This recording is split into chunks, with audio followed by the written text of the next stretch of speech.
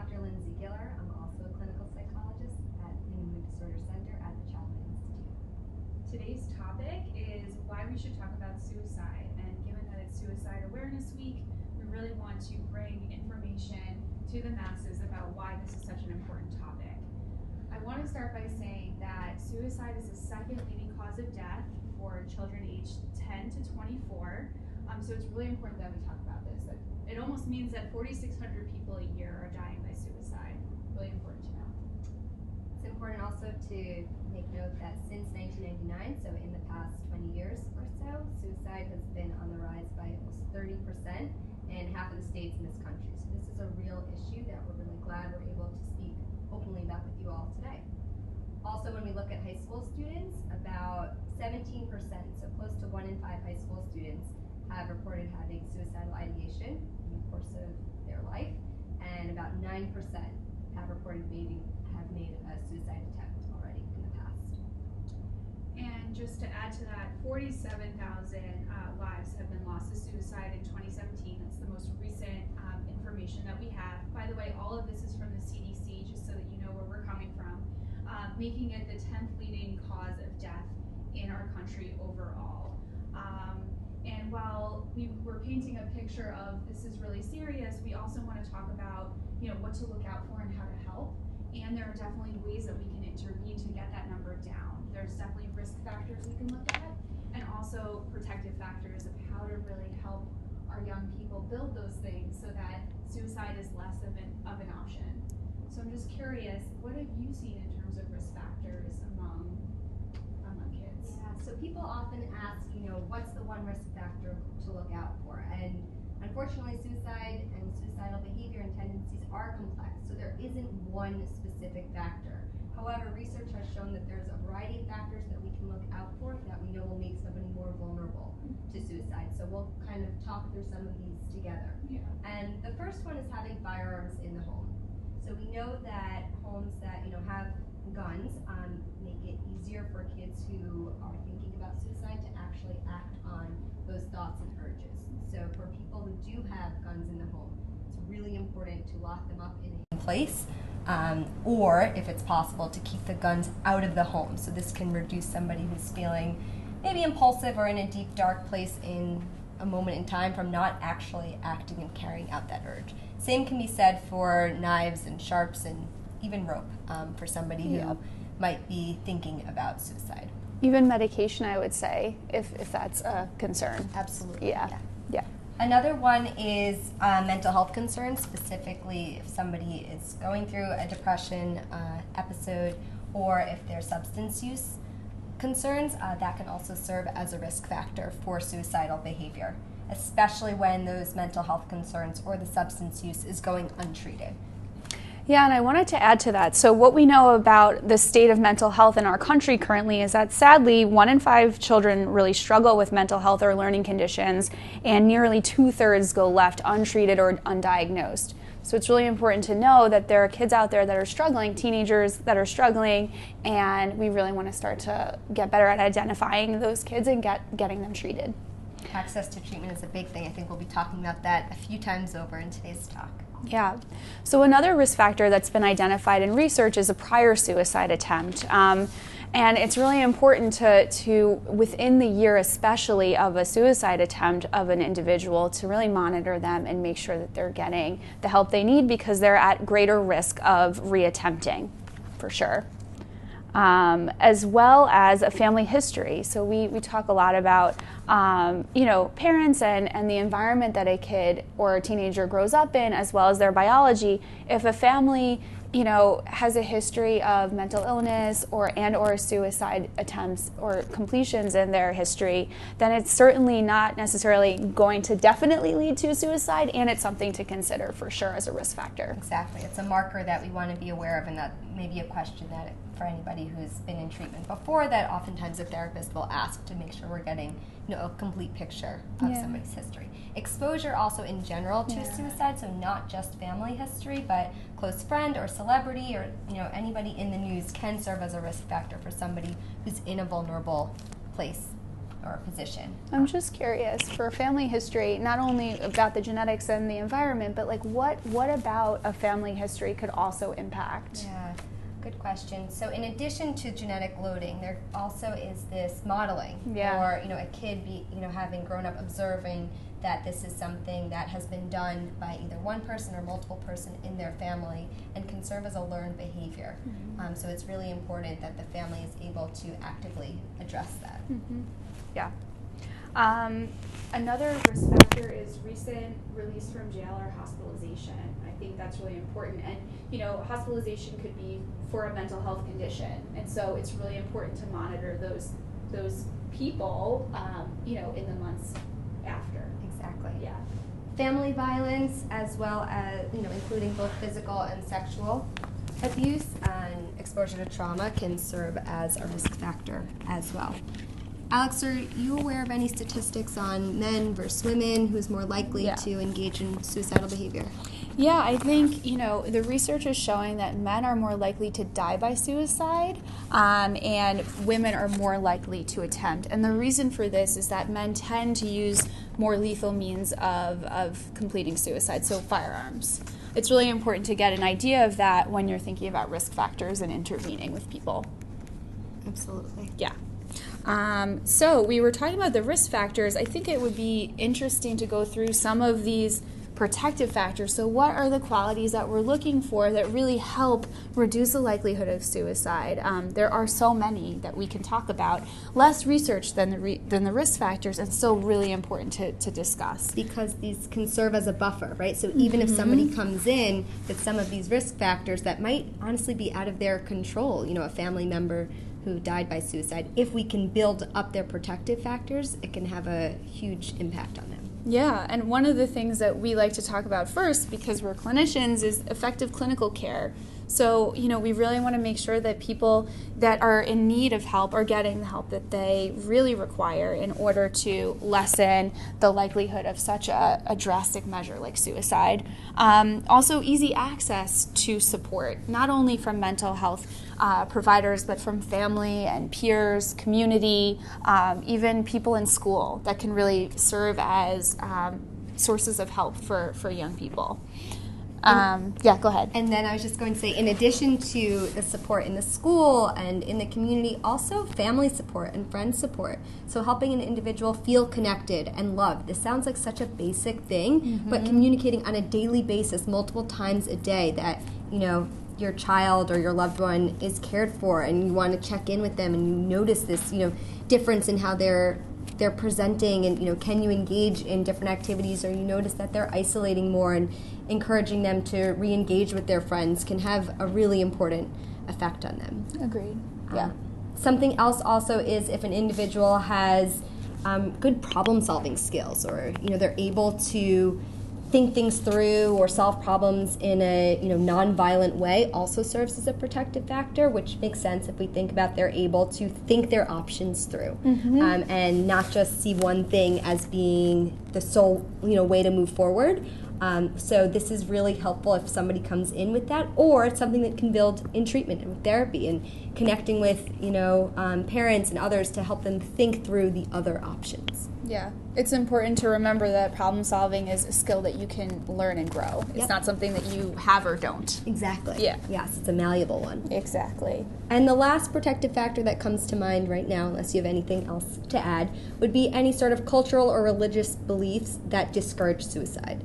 So that's really helpful for people growing up with that sort of ideology, can help protect them because they're less likely to engage in that behavior. Yeah, I think that's a great point.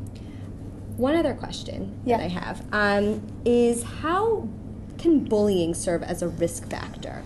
Because we didn't talk about that before, but I know that this is something that we certainly think about and we hear from parents all the time. Schools as well. I would say that, youth who are being bullied and youth that are bullying, both populations, are more at risk for suicide. And if you think about it, these young people are more at risk for anxiety and depression. And so I think and other things as well, trauma. And so if they're under more stress, either from the bullying end or from the recipient, the person being bullied, that is a risk factor for suicide. So we really want to take bullying seriously, and we really want to get both the bullier and the recipient of the bullying the help that they need to reduce their risk of more drastic measures like suicide, for sure.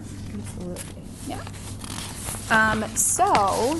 I just have, what I find really helpful is to talk about some of the myths that are out there, because there are so many misconceptions about suicide, and I think part of it is that we don't feel always comfortable talking about it. So if we can just talk through some of the myths and dispel some, because I really want this information to be as accurate as possible for parents. I agree. Really important. So first one that I've heard, and I want your thoughts on this one, okay?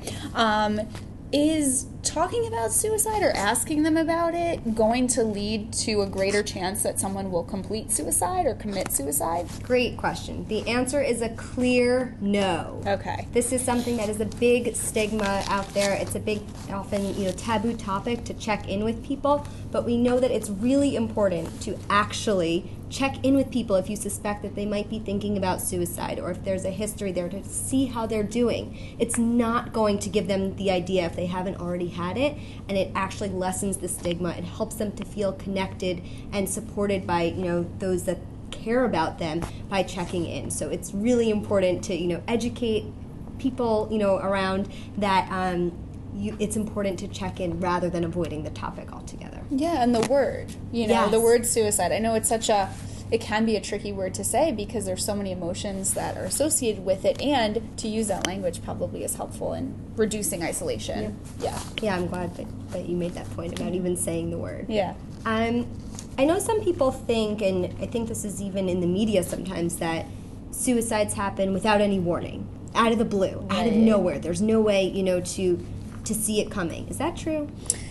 It's definitely a myth that's untrue. There's tons of warning signs that are verbal or behavioral or both that individuals tend to show. Most individuals tend to show before committing suicide. So I think it's even more important for those close to an individual to look, because they tend to even be more apparent when you're closer to the person. We're going to go through, I will, and I think you'll probably chime in too, about the specific warning signs that we can look out for, either verbally or behaviorally, so I won't go too much into that. But yes, there are warning signs. It often doesn't come out of nowhere. It's such a big thing that there's usually things that we can point to address when someone's in trouble. Makes sense. Yeah. Okay, question for you. So what about the people that talk about suicide? Some people think, oh, they're not going to do it. They're just talking about it. They're not going to complete it. How do we handle that? So we really want to make sure that we take it seriously. Yeah.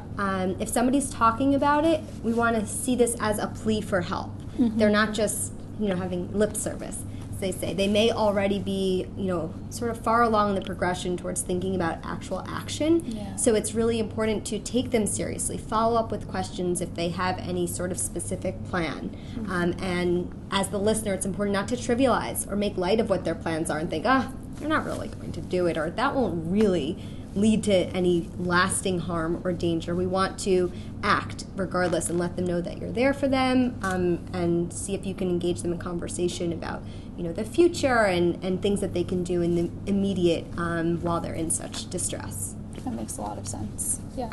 Okay.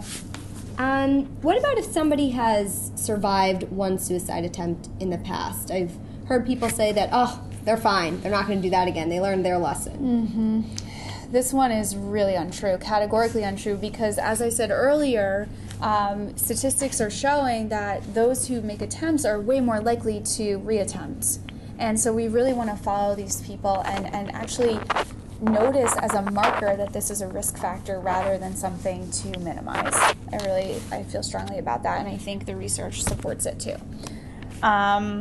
So what about this one? And I think this, sometimes people can feel a little helpless, and this might reinforce that idea of feeling helpless, and I want to dispel it if it's untrue. Once a person is intent on committing, there's just nothing to stop them. What do you think about that myth?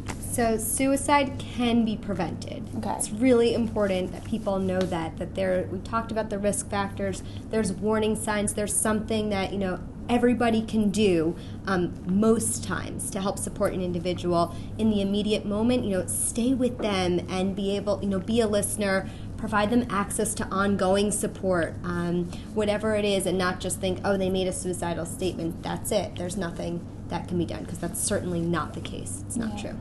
I'd imagine that sometimes the body language and the feeling of wanting to isolate for the person who wants to commit suicide can be very off-putting. Yeah. And I think the urge is to maybe leave them alone, whereas it sounds like what you're saying is really approach them even if it feels a little uncomfortable to do so at first. Exactly. It's going to have the benefit or the payout, longer term by sticking through it, even though, it's not as fun to be around someone who's, really depressed compared to when they're upbeat and bubbly. Exactly. Okay.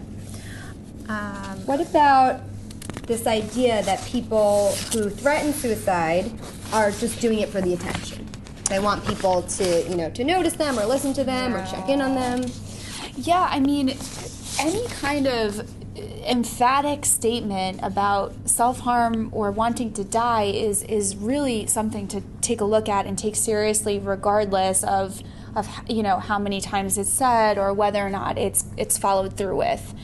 This is a cry for help, and it's really a need for people to get involved, whether it's just community and or then bumping it up maybe even to mental health professionals. So I would say it's a myth to just let it be attention seeking. It's really too serious to leave alone and just chalk it up to attention seeking behavior. And question about that, what if it feels like it's becoming a pattern, that somebody is making statements about wanting to die, and it's not the first time? They've done this a few times or many times. It's a really good question. I would say that's probably when you would want to incorporate a mental health professional in the mix, because that professional will be able to figure out why the pattern's happening and really help to intervene and create potentially some outlets and some coping skills to reduce the pain of the person. Yeah. Makes sense. Speaking of pain, there's another myth, right? So sometimes people think about suicide as a way out of their pain. Is suicide painless?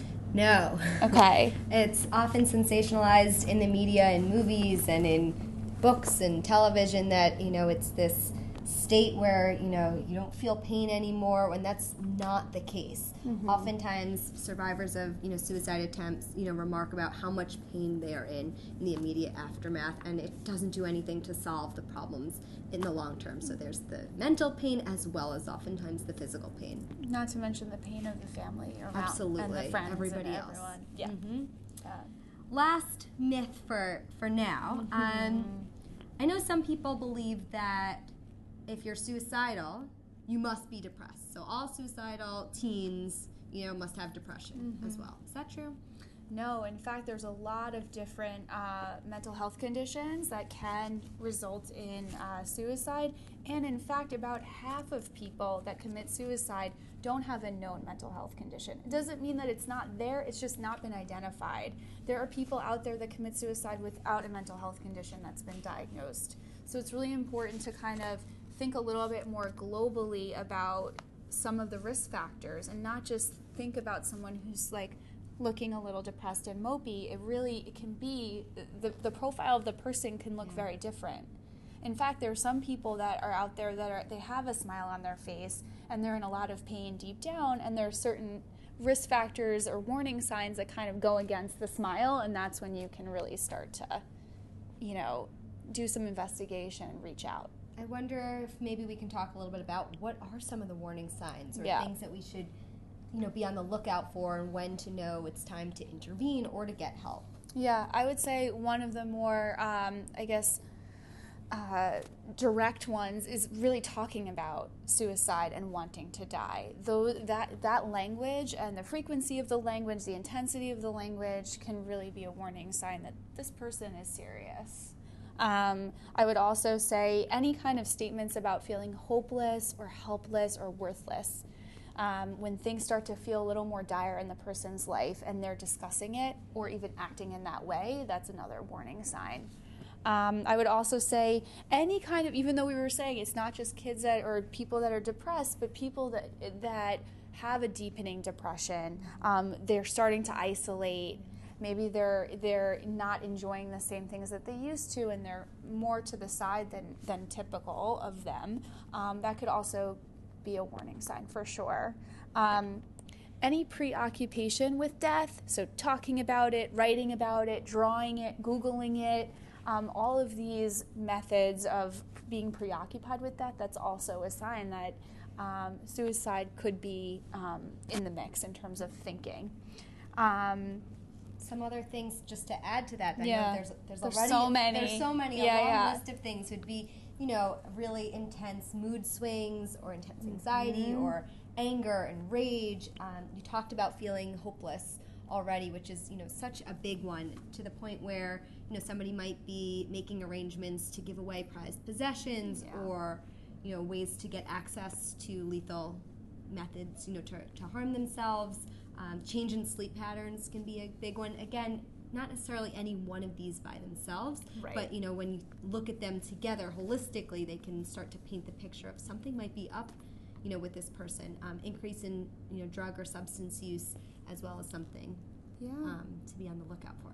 Yeah, and even just knowing that a big stressor has occurred, right? Yeah. So if there's a big event that's really out of the norm of what the person normally handles, in the mix with all of these things really could be potentially a warning sign as well. I would also just add unnecessary risk taking sometimes. Yeah. So you were saying substance use, it could be other things too, like just kind of acting out of the norm of the person's behavior in a risky way. Yeah. Now we can talk about what you, as a parent or a loved one, can do to check in. Yes. Because knowing the risk factors and knowing these warning signs are so important, so that you can be informed. Yeah. And we're going to give you a few tips about what to do. Yes. So the first thing is to ask someone if they're feeling suicidal. We talked before about using that word and don't want to shy away from it. So actually check in with them and say I'm concerned.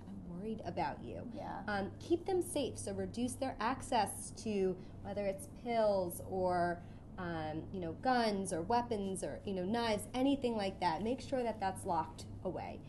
Be there with them, so stay with them. Be in physical close proximity. Mm-hmm. Help them get access to mental health or counseling services, and then follow up with them. It doesn't need to be just a one-time conversation, but check in how they're doing repeatedly so they really know and understand that you're there for them. Yeah, agreed. And I think parents, teachers, even friends, they wonder, well, how do I keep that line of communication open with someone who's struggling, especially when they're isolating themselves and might not really want to talk? I think the key is really being a good listener, really being open to having conversations and not being afraid to approach and ask the harder questions, to be really supportive and validating. So, not just saying, oh, you'll be fine, or, it'll pass. So what does validation look like? Yeah, validation could be, even if you don't understand exactly the pain that someone's going through, you can identify with that by acknowledging it and saying, man, this seems really hard for you. I'm really sorry you're feeling this pain. Can go a long way, right? Yes. Just a little statement like that. Even if, you might be well-intentioned in saying, oh, you'll be fine, or it'll pass, it can feel even more isolating if the person, that you're talking to really isn't trying to connect with the feelings that you're feeling. So I think that's a big thing, is validation. And prioritize the interaction. Like you were saying, don't leave them alone. Really try to be there for them. And, if you're a parent, start to think, okay, if I'm not the person that my kid really wants to open up to, what other adults in my kid's life might actually make some headway? So I think that's really important too. Yeah.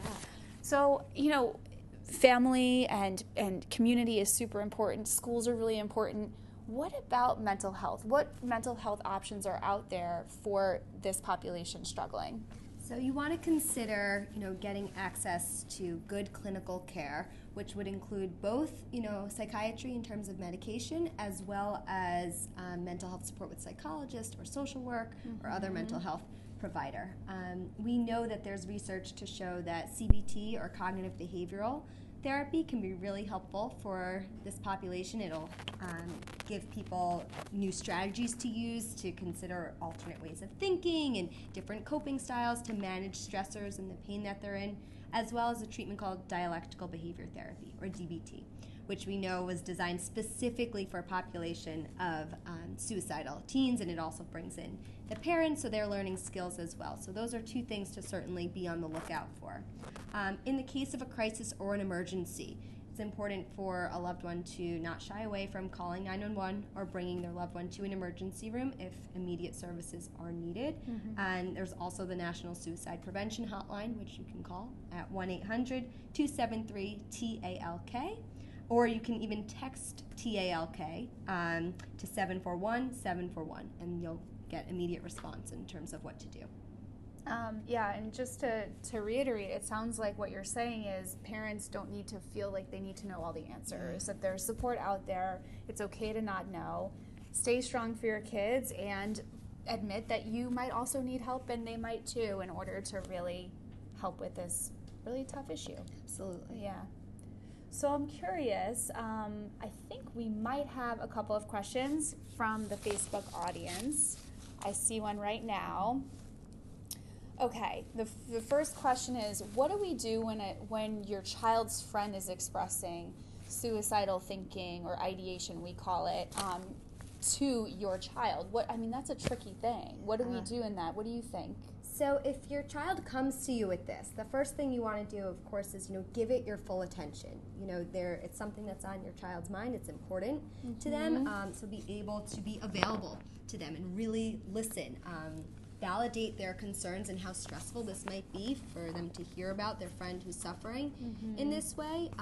It's a great opportunity to also check in with your child to see if he or she has ever had these thoughts on their own, or they might be suffering, or kind of checking in like how they're doing, if with the upcoming stressful situation at school or with friends. And then the other thing is helping your child, certainly praising them for coming to you, and help them get their friend the support that they need. So that might be, as the parent, speaking to the child's parent directly, or notifying school personnel and telling your child that they may be, fearful that they're going to lose the friendship, or their friend will be really mad at them, and let them know that safety is a priority.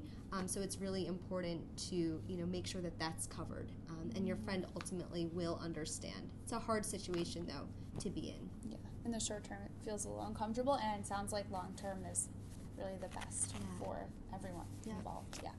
Another question that came in is, how do you help a child cope with a suicide of a loved one or a classmate or a friend that they've had? That's a really, really tough, painful situation. Yeah, I think it depends on the age of the kid, and really describing, in age appropriate terms, what might have happened, right? In terms of what was going on in the brain potentially to have caused this. Because it really isn't something that's easy to explain. I would keep it as simple as possible. I would be open to questions from your kid, and really let them come to you with questions before over-explaining anything, because they might not be thinking of the things you are, and so we want to keep it as age-appropriate and direct as possible.